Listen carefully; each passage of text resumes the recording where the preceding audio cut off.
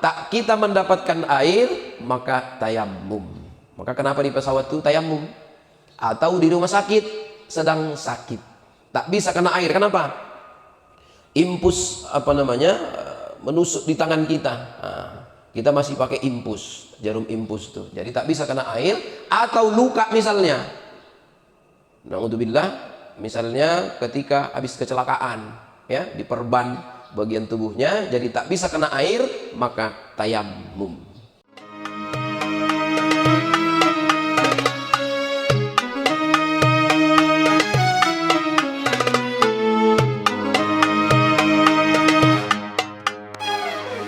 Masalah tayamum, ya, mungkin nggak kita melaksanakan tayamum di tempat kita? Mungkin. Kapan itu? Ketika kita tak bisa terkena air atau sedang sakit, ya.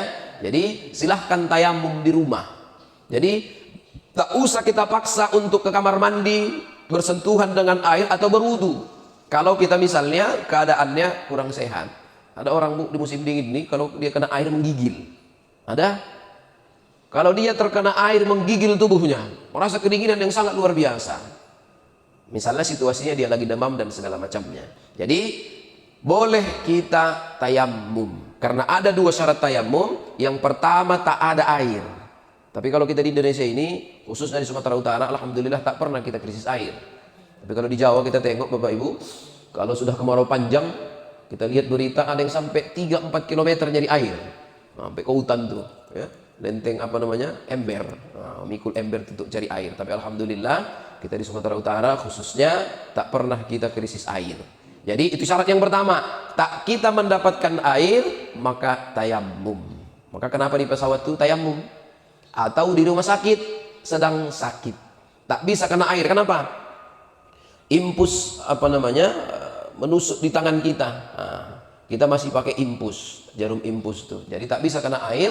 Atau luka misalnya. Na'udzubillah, misalnya ketika habis kecelakaan, ya, diperban bagian tubuhnya, jadi tak bisa kena air, maka tayamum. Bagaimana caranya?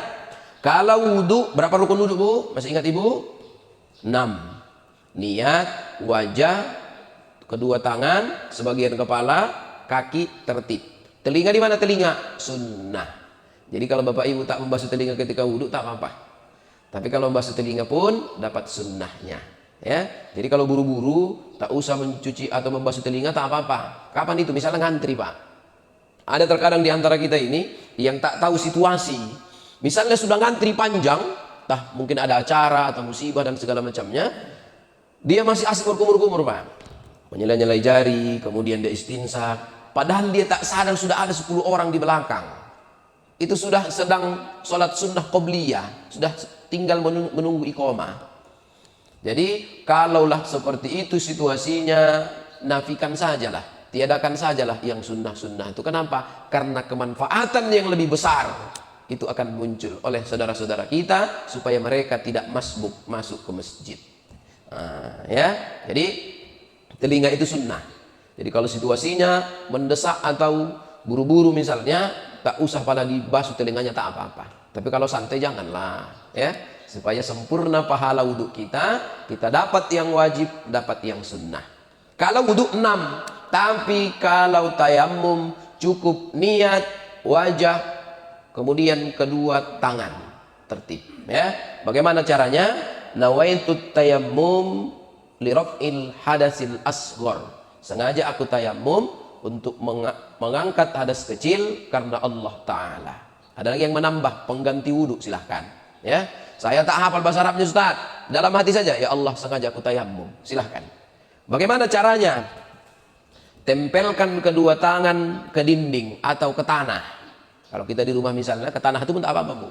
Karena setiap sesuatu yang ada di bumi ini pada asalnya adalah suci. Tanah itu dasarnya suci. Jadi tempelkan ke tanah atau ke dinding, kemudian buat begini, tiup. Apa gunanya? Supaya pergi pasirnya, supaya terbang pasirnya. Nanti ketika disapukan ke wajah, pasir pula wajah itu. Ya, jadi tiup, kemudian usapkan ke wajah. Bagaimana caranya? Ini ada beberapa cara. Ada yang membuat begini sekalian, ya. Tapi ingat mata. Ingat mata kita ini ada yang, maaf, matanya agak masuk ke dalam. Jadi kalau diginikan saja tak kena ini. Sama dengan berwudu Bapak Ibu. Jangan gini aja, ya. Ada yang agak ke dalam matanya. Jadi hapuslah, usaplah, gosok-gosok. Ada yang begini, boleh. Ada yang membuat begini, tangan kanan ke bagian kiri. Tangan kiri ke bagian kanan. Ada, ya, terserah yang mana yang lebih nyaman. Dah. Satu. Kemudian yang kedua, tempelkan lagi kedua telapak tangan. Tempelkan lagi, tiup lagi. Kemudian setelah ditiup, bagaimana cara mengusap ke tangan? Karena tangan kanan dulu yang kita usap dengan telapak tangan kiri. Karena saya ada bukan di sini kan, Bu? Nah, bagaimana caranya? Telapak tangan kiri usapkan ke tangan kanan, mulai dari punggung. Ini jangan dilipat, bukan apa? Ada debu di sini, tangan kanan. Nah, tarik ke bawah, terus naikkan ke atas. Nah, jangan usapkan ke telapaknya. Ya, mulai dari punggung telapak tangan kanan ini, tarik, terus ke atas sampai ke pergelangan. Dah, kanan. Kemudian yang kiri, karena masih ada debu di tangan kanan. Inilah bagiannya. Sapu tangan kiri, mulai dari bawah, tarik ke atas, selesai. Nah, gampang kan, Bu? Sederhana.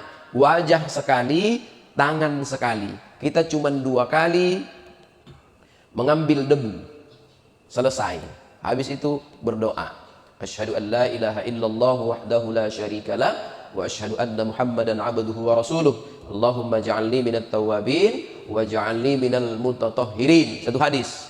Hadis lain menambahkan wa ja'alni min ibadikas shalihin. Nah, selesai. Jadi kalau hadas besar boleh nggak dengan tayamum? Boleh.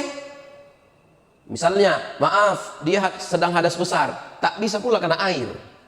Tiba-tiba, maaf, habis jima dia demam tinggi, panas luar biasa. Sedang dia mau sholat. Bagaimana caranya? Tayamumlah. Tapi niatnya jangan liraf'il hadasil asghar, untuk mengangkat hadas kecil, tapi mengangkat hadas besar. Liraf'il hadatil akbar lillahi ta'ala. Dulu zaman Nabi ada seorang pemuda datang, ya Rasul, saya sedang berhadas besar, jadi saya guling-guling katanya. Senyum Nabi. Nah, guling-guling dia di pasir itu, ya. Maksud dia supaya terkenalah semua debu itu ke bagian tubuhnya. Nah, tapi apa kata Nabi? Cukuplah usap wajahmu dan kedua tanganmu, selesai. Nah, ya. Jadi karena ini memungkinkan kita untuk kita lakukan di rumah, makanya ini saya sampaikan. Tapi toh pun nanti kalau Bapak Ibu dalam perjalanan, misalnya dalam pesawat atau di dalam bus, karena ada situasinya tak bisa kita turun, sedang waktu sholat sudah tiba.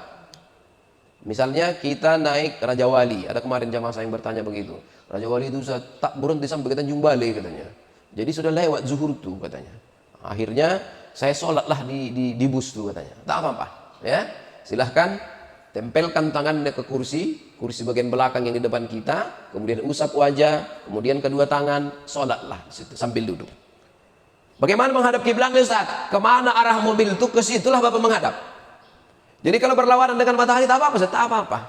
Jangan pula pas pertama dia takbiratul ihram masih menghadap matahari mobil itu, kemudian belok mobil dia pun berbelok begini ya. Jangan, tak usah, ya. Jadi cukup kemana mobil itu arahnya, ke situlah kita menghadap. Boleh. Tapi ini terjadi khilafiyah oleh para ulama. Ada yang mengatakan tetap harus diqadha, ya. Salat di kendaraan itu kurang memadai. Salatlah di kendaraan, tapi nanti setelah sampai salat lagi. Ada yang mengatakan demikian. Tapi ada sebagian ulama mengatakan itu sudah cukup, sudah memadai. Salat di kendaraan itu saja.